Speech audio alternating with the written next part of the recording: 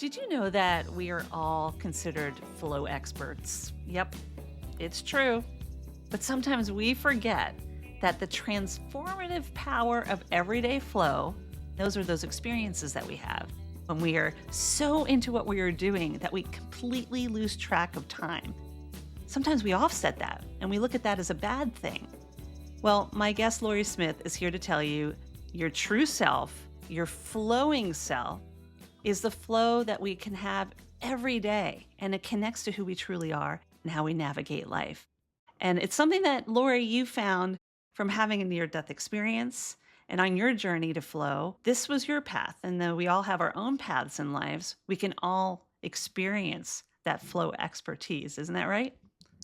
That's right. Thank you so much for having me here. I've been so excited about this conversation. Me too. And, we hear a lot about go with the flow, be in the flow, surrender, let it go. I mean, there's so many terms that we hear that we can get overwhelmed by it, but really, are we just complicating it? Because as you talk about this, and you've been talking about this for a long time, there truly is a flow habit that can support us in our well being.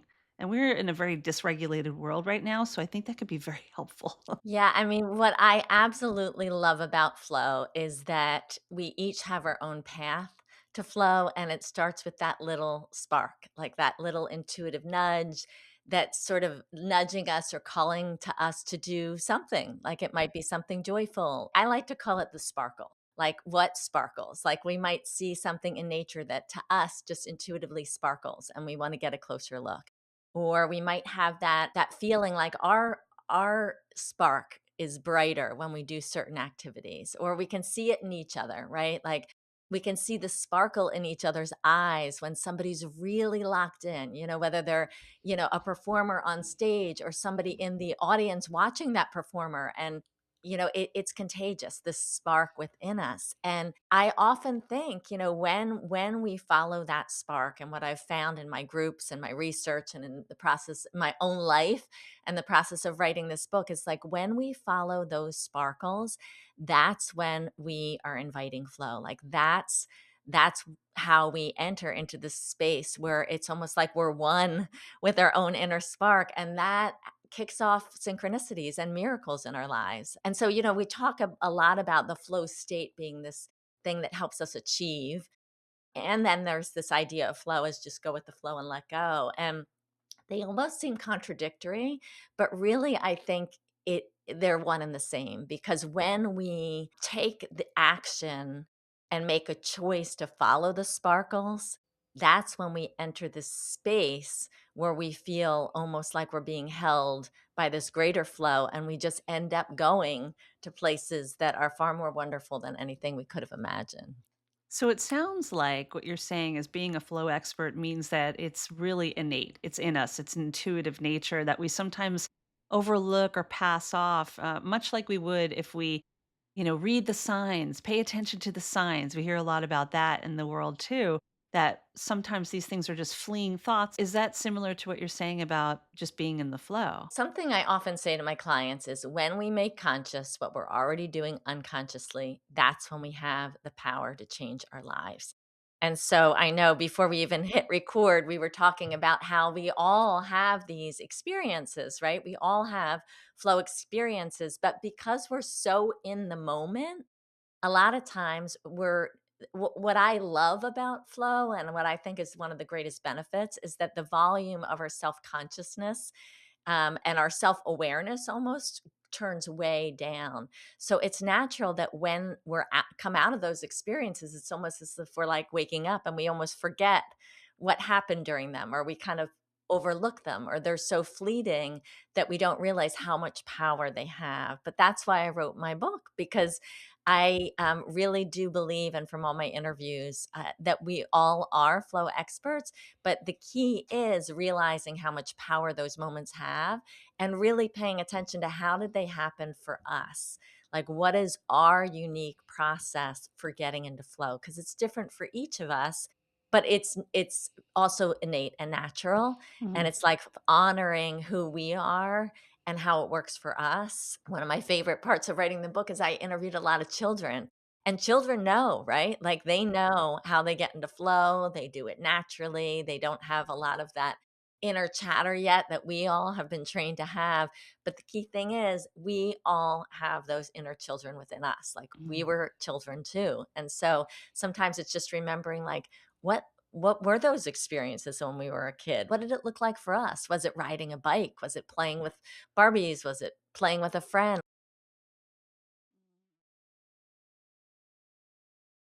And you mentioned your book, which is called The Flow Habit: Creating Peace, Passion, Purpose, and Everyday Miracles. And really, I mean, what I love about that title more than anything is that you're putting it back in our own hands. It's agency. It's like we're not looking for flow outside of ourselves. We're not expecting anyone to find it for us. It's an inner passion and purpose and peace, right? And miracle. You are the spark. You are the miracle. In this day and age of coaches and everything we're seeing on the internet, really. We're overwhelmed by people wanting to teach us and educate us and train us and solve our problems and solve our pain points. And there are amazing people out there that are helping. You and I are both in that group as well.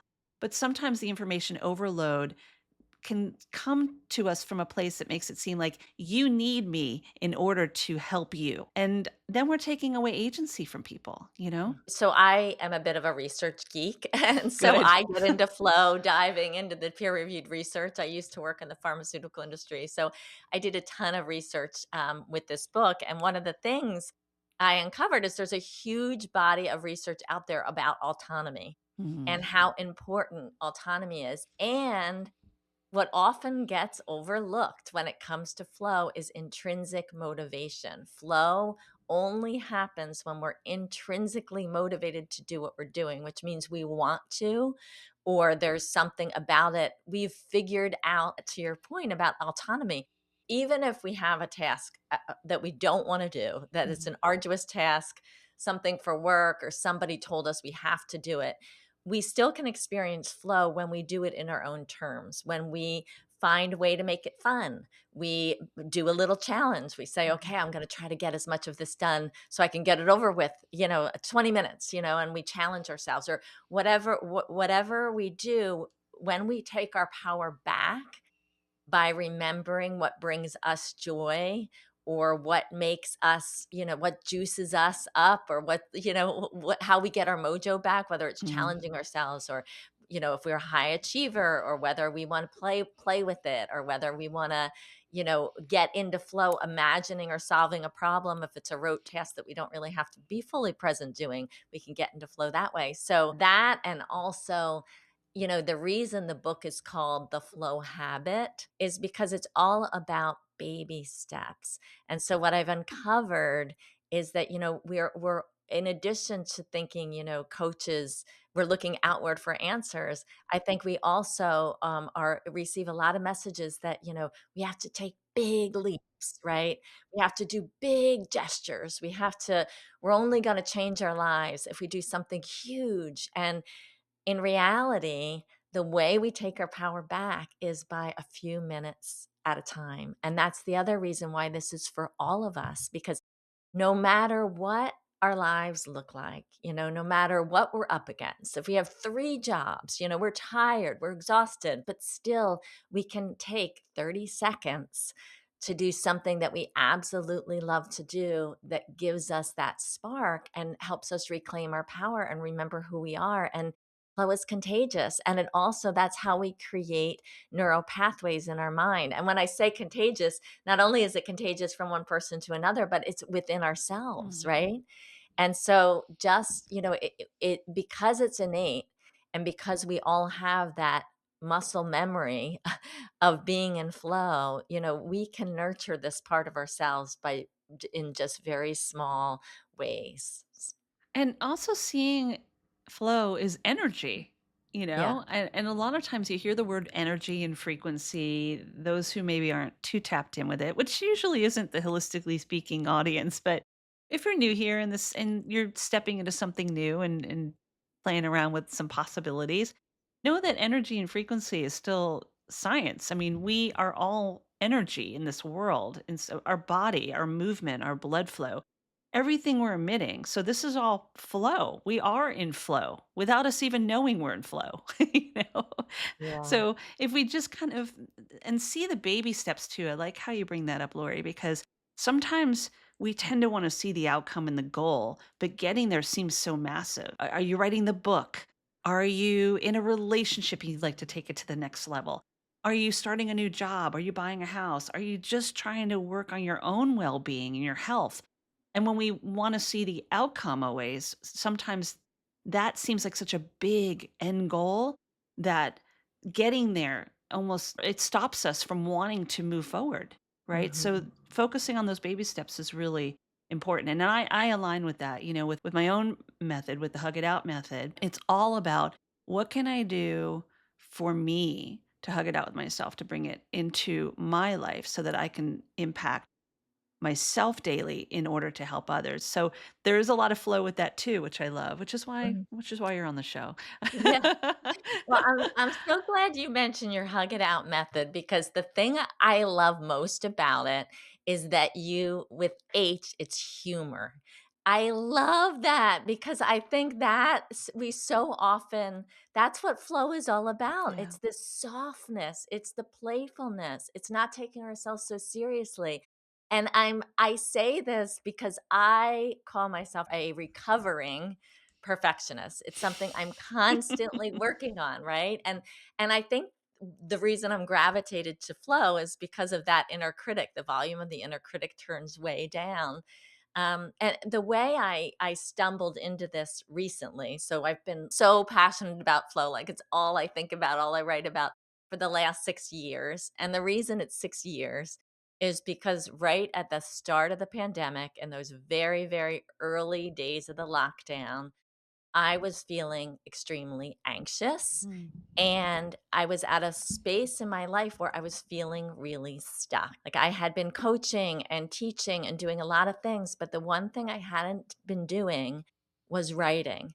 And for me, I'm one of those people that, when I was a little girl at age 6, I was like, I'm going to write a book someday. And I love to write stories. And writing is sort of is my passion. It's how I find flow. And in those early days of the lockdown, my kids were asking me all kinds of questions, and I realized I wasn't able to show up. We were all stressed out, right? We didn't know what was going to happen. We were getting the emails. We thought we were just taking a week off, and I was like, gosh, I am not my best self. I am not able to show up for the people I care about, let alone myself, in the way that I need to. And so I challenged myself. I was like, I have to do something about this. I'm not doing the early get out of the house quickly in the morning hustle anymore. So I'm just going to use that new time to do something for me. And I was like, 5 to 10 minutes a day. I can do Mhm. 5 to 10 minutes a day where I write. And for me, the reason I chose it was because I had flow in my mind. I was like, something 5 to 10 minutes a day that gets me in joy, that's Mm. not about making me better. It's not a workout program. It's not meditating because the experts told me to. It's not that it's going to lead to a book, which interestingly, it ended up leading to multiple books, but that was not my goal. I was like, I'm just doing it because it's how I was hugging it out, right? Like, and I it's love how it. I was self-care. And so I showed up and I wrote, and sometimes I forgot. I called it my 28-day flow challenge, and it seemed so silly at the time, and I was so embarrassed that it was so hard for me to care for me that I didn't tell my kids. I didn't tell my husband. It was like my own private little thing. And I started, sometimes I'd forget I was doing this, my 28-day flow challenge. And before bed, I'd be like, oh, honey, I'll be right there. And I'd like sit on the couch and I'd be like, definitely not getting into flow, but just writing just to keep my commitment to myself, keeping it really simple. And after a few days, I started to feel so much better. I started to like show up in the world as myself again. I started to hear the voice, the writer voice inside my mind, where these beautiful fragments, I'd be looking out the window and I'd be describing the sunset as a writer in my brain. And I'd be like, oh my gosh, I'm back. Like, I'm back. Like, I'm feeling powerful again. I'm feeling like me. I'm feeling excited. I feel like this is going to lead somewhere, but I don't know where, but I feel like I am on a path. I don't know what it is. And so I started telling friends. Friends started telling friends. I put it on social media gradually, started getting my confidence. And soon hundreds of women all around the world were doing my 28-day flow challenge, from India, from Africa, from China, from just, I was, then I started sending out emails every day, and I started offering free Zoom calls. It was during the pandemic. And that's what led me on this journey, because then I started doing a deep dive. I had heard about flow when the Hungarian psychologist Mihaly Csikszentmihalyi first discovered flow and wrote his book many decades ago, and I had read it in my early 20s. But there was all this new research that had come out about the power of flow. And so I started researching, and that's what makes me so passionate about what I'm sharing now, because I see how much this has changed. This simple practice has changed people's lives. And so that's when I say it's all about baby steps and creating the neuropathways for flow and reclaiming our joy as a kid. Like, it's because I've lived it. And I think that actually my story is almost an example of how flow works, right? Like, who would have thought 6 years ago that I'd be on your podcast talking about this, and a major publisher would have picked up this book? And it's the second book. I also wrote another book that I self-published, which was poems, which I never wanted to be a poet, but in like 1 week during one of my flow challenges, I wrote 80 poems all about the creative process and being stuck and unstuck. And it's just an example of like how the magic of flow, like how this can work. And this is not something we have to learn. We all have this. And if we just start with those precious moments of joy and those sparks, and remember, and it's so fun because every single person who does these flow challenges chooses their own activity, and we choose different activities every month. That's what I love. I love the Yeah, fact that it can stand alone. I mean, and that again is similar because I think about how you have this corresponding the FEEL acronym, which I want to talk about. When I talk about hug it out, we're two people with very similar mindsets, but our task and how we're getting there is a little different. But it can all work together. You can yeah, take a day, and it could be a task you do that doesn't have to go in an order. Like these things that are so structured in an order sometimes. What if somebody doesn't resonate with day 6? So what if right. somebody, right? So we want to give people choice, and choice is agency, and agency builds resilience. So did your 28-day challenge, it came before this book, before the flow habit? Oh, yeah. I mean, the 28-day flow challenge, I did it for me. And then Mm. I started writing an email every day with a word of the day and a question of the day, which was just really to hold a container Yeah. for all of us. And then I would say, which I still do, I still offer these on my website, because I swore in the beginning of the pandemic, I was like, I will offer these for free for as long as I'm doing this work, because I believe in it so much. And so Mm. when I say for free, it's a self-guided 28 emails you can receive. But to your point, in every email, I say there's no right or wrong way to flow. And this is why I love the H, which is humor, because Mhm. it's really, if you skip a day, it's It's okay. okay. If you skip your activity, come up with like a 1 minute or a 30-minute backup plan Mhm. so that you can feel like you're a success for you and feel momentum. But if you want to change your activity, it's okay. Like it's all about connecting with our true self. So like, Yeah. I don't know what's going to do that for you. Some people, it's like laying in the moonlight for 5 minutes, and just looking up at the stars. And is that flow? Or is that what I call floativating, which is these activities like hugging it out and like havening and like compassion, Mm. which the research shows that anything we can do to calm our nervous Mhm. system makes us more apt to experience a flow state. That's So right. sometimes my monthly activities, like I chose doodling 1 month, and Mhm. I definitely get into a flow state doodling. But now it's, in fact, it's so powerful that I use it for what I call as a floativator. So every time I love that. before, every time, which is so fun, right? Keep it light. That's why I love the word floativating and floativator, because it's Doesn't a have to be a real reminder. word. Yeah, it's like we it's a reminder to keep it fun because that helps us Yeah. access flow more easily, right? Right. It's like And and having a little humor in the healing and the growth is important. I mean, something in its moment when it happens in your life, at the moment it's done, it's happened, it's past. You're mentioning the nervous system, and that beautiful little amygdala of ours loves to hang on to things, doesn't know time or space, right?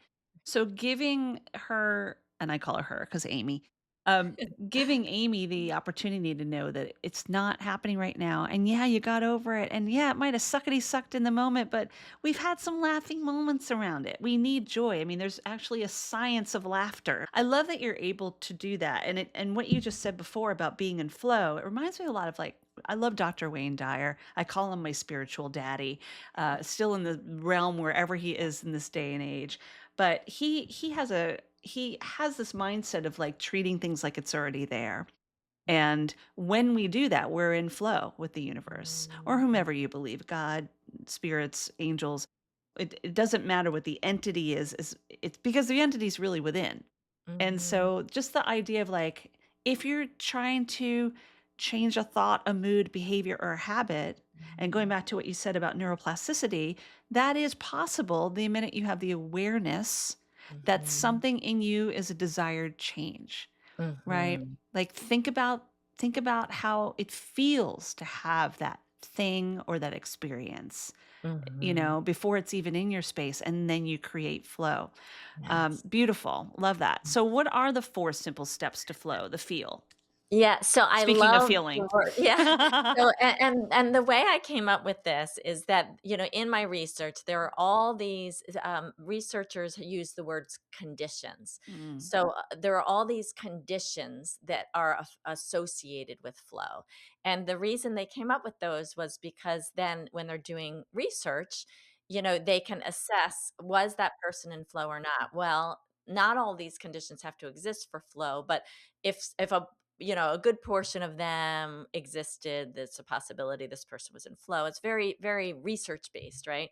So I had all these conditions all spread all over my kitchen counter.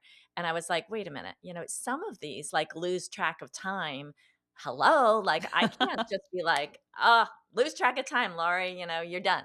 But the other is like set goals. mhm, Okay, I got it. I know how that works. Like I know how to do that. So I was like, let me divide these into like what I could actually do, mhm. choose to do, and what just seems to happen when we're in flow. And I was like, okay, so there are the steps, which there isn't like if you look on the internet about like how to get into flow, there's some people say there's 10 steps, some people say there's 3 steps, and Mhm. so I was like, okay, I really want for my community, I want to help them know how to get into flow. There's the steps and then there's these other things. And so I started playing with them. This is before AI, which now it would have like happened right away. But I was like, oh my gosh, I see a phrase. Like, this is perfect. The word positive is an acronym that spells all the benefits of flow. And feel, I was like, oh my gosh, that's the 4 steps of flow. And so I came up with this feel positive flow framework. And I love it because it's playful and fun and Yeah, it humor. sums up Right. 2 things.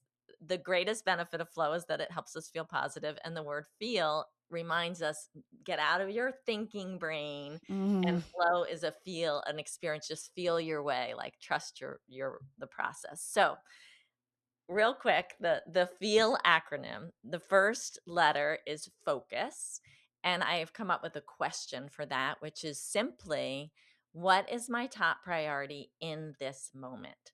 So when we're sitting down for an activity and our mind is wandering and we're thinking about, our phone's going off or whatever it is, it's like be really clear with yourself what your top priority is in the moment. Like, what are you doing? Why are you doing it? Like, what's your goal for that's back to the goal, but it's unique, right? It's different. It might be just being present with someone you care about and wanting to have a great conversation or really hearing them or so it's really setting the intention. And as you'll see when I go through these, we can also use these 4 steps as a framework for life to get our overall life to flow, by asking us these questions, ourselves these questions. The second E is engage. And this is what I mentioned so often gets overlooked when people talk about flow. And especially when they talk about flow for external gain, or reaching external. That's the question for this is how can I make this more fun and meaningful for me? So that's taking the power back, like you said, that's the autonomy, that's the spark, doing it on your own terms, adapting whatever you're doing so that it's unique to you and connects with your unique gifts. The third is equalize. And this is a term that I came up with from I was certified as a scuba diver. And when you're scuba diving, you have to equalize your inner pressure with the outer pressure, right? And find that sweet spot. And you're still moving down, down, down, or up, up, up, whatever your goal is at the moment. But you have to do it mindfully and figure out like what's too much pressure that's going to jeopardize your progression towards your goal. And so for equalizing, we're thinking the question is, do I need to lighten up a little bit or do I need to put a little more pressure on myself? Because we feel stuck when we're not when there's something intuitively calling to us and we're not moving towards it. We feel stuck when our soul is calling to us to grow in some way and either the outer confines of our life aren't supporting that or we are not supporting that because we're dismissing it. And so the equalize is stretch. Do you want to stretch? Do you need to stretch yourself more? Do you need to put a little more pressure on yourself? Do you need to set more goals? Do you need to reach? Or are you being too hard on yourself? Is that inner critic running the show, or are other people in your life running the show? Or so yeah, and sometimes life is hard, right? So we Mhm. might have a physical condition or we might have those 3 jobs and we are not equalized, right? We're stretching too hard, but then it comes back to the self-care and the hug it out and the havening. How can I might not be able to do anything about that external situation I'm finding in. Somebody passed away. Like there's a lot of things that we don't have control over. But how can I lighten up other Hmm. things? How can I let go of what's not really important here? How can I simplify? How can I haven? How can I do self-care in my own terms in the way that'll fit into my life today? So that's the second E. It's all about equalizing. And it's just like with scuba diving, it's not a one and done, Hmm. right? We're going up and down. We got to equalize all the time. This is life, and Right. sometimes we'll be in struggle and sometimes we'll have to pivot constantly, right? So that's the E. And the last is listen and let go. It's so important to also we can't control the process always. The miracles happen through flow, the synchronicities, the like you and I being together talking in this moment. There has to be a point where we realize we're not in charge and there's this greater flow all around us supporting us. And often the more we get into flow, the more these things happen when we're able to trust and just let go. And the listen is constantly being tuned into that like soft still voice within and also just being tuned in to the outer and like looking to people as if like maybe they're gifts in our lives, Hmm. and Hmm. listening and paying attention and just feeling where we're led and to flow and go next. So that's the 4 simple steps. So easy. It's we make things so complicated, and it really is. I love the equalizing. That's a great analogy, with the scuba diving as a reference, and I was visualizing that too. I'm like, yeah, you constantly have to make sure that you are equalizing that pressure, and that's in everyday life. We're constantly equalizing the pressure. Is there one of those that you identify with the most?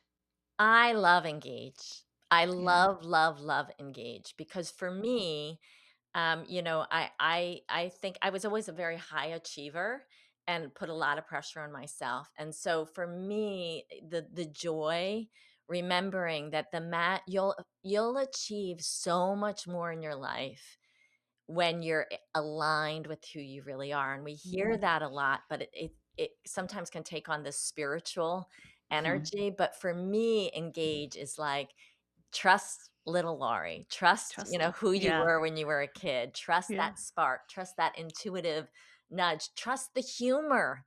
Trust the humor, trust the playfulness. Like and it helps me get out of my inner critic cuz I'm always battling with that inner critic. And so Mhm. I'm always dealing with this perfectionism. But engage for me means like, "Hey, sister, like that's not the most important thing whether it looks good to other people." whether you're achieving, whether you're reaching goals, that's the more important thing is staying connected to this sparkle, because that's when you're gonna surprise people and you'll be surprised yourself at where you end up. This is great. Listen, folks, if tuning into this, if you are looking for a way to feel, FEEL, I highly recommend picking up Laurie's book, The Flow Habit, Get in the Flow Yourself, The Flow Habit, Creating Peace, Passion, Purpose, and Everyday Miracles, Finding the Spark Within. I'm going to put the link to get the book in the notes of this podcast, so there's no way for you to miss it. As you know, I always do that. You can also find it in the Holistically Speaking Book Nook library on my website, where I have all my amazing authors that are sharing their own flow habit. And this is beautiful. And I love just the connection between this and Hug It Out, because that's really the kind of people I love having on this show, are those I flow with, right? Because we have our own flow together. So thank you for being that person. So I want to play a little game with you, if that's okay. And I know you've listened to the show and tuned in, so you know what's coming. I want to do a little brain candy with you, our rapid fire game. I'm going to throw out a word, and I want you to just come back with the first word that comes to mind. Are you ready? I'm ready. Are you ready to get in the flow? I'm ready to get in the flow. Perfect. Here we go. Autonomy, Love. trust, Me. motivated. Happy. You're good. You're quick. Signs, Birds. sparkle. You. Aw, you. That's awesome. Energy, Power. floativator. Dance. Oh, that's great. Okay, focus, Child. engage, Happy. equalize, Scuba dive. listen, Love. and let go. Laugh. And then we're just going to say that the word that what brought us here, flow. Flow. Flow is flow. Flow is flow. Flow is flow. I like that. That should be a song. Flow is flow. Oh, I felt that. I love that, Laurie. That was so beautiful. Listen, I could talk to you for hours. Actually, I know I probably will. We're going to have more conversations for certain. Since we've talked a little bit about Hug It Out as well, and thank you so much for just aligning with that. It's like flow habit to you, Hug It Out is to me. It's your baby, right? And Yeah. you want to share. But you've mentioned this a couple times, so I have a feeling I know the answer. But as far as the Hug It Out way, which is in the healing, we find the humor, understanding, and gratitude, right? The humor that we have in the world, whether it's in a bad situation, but later we see the lessons and the laughter, the understanding we have for ourselves and how we show up, or the gratitude we have towards ourselves. Is there one of those that you really resonate with the most? I've said humor, and I do 100%, but also I love the gratitude too. I really, really do, and always I find myself, at times when I'm stuck or at times when I'm having trouble accessing flow, remembering the little stuff that I'm grateful for, starting again with like the baby stuff, like the chair I'm sitting on or the air, that I can breathe and not choke or whatever, from pollution or whatever it is. I use that one a lot. Yeah. And so I think and it's so backed by research, as you know, but in my Totally. research of flow, there's such a huge body of research showing how powerful it is. So step it up a level, because Hug It Out is all about self-gratitude. What is Laurie grateful for about herself? I am so grateful that I had the courage to do this. Like that I had the courage. It doesn't sound like a lot to a lot of people, but for me, having the courage to first challenge myself to do that little challenge, but really to share. Because this isn't something that I do lightly. This takes courage. And the scariest thing I did in the process was writing handwritten notes, and taking pictures of them and posting them on my Facebook, because Facebook is where everybody is. My Facebook is not professional, it's personal, right? So it's like childhood friends, first job friends, college friends.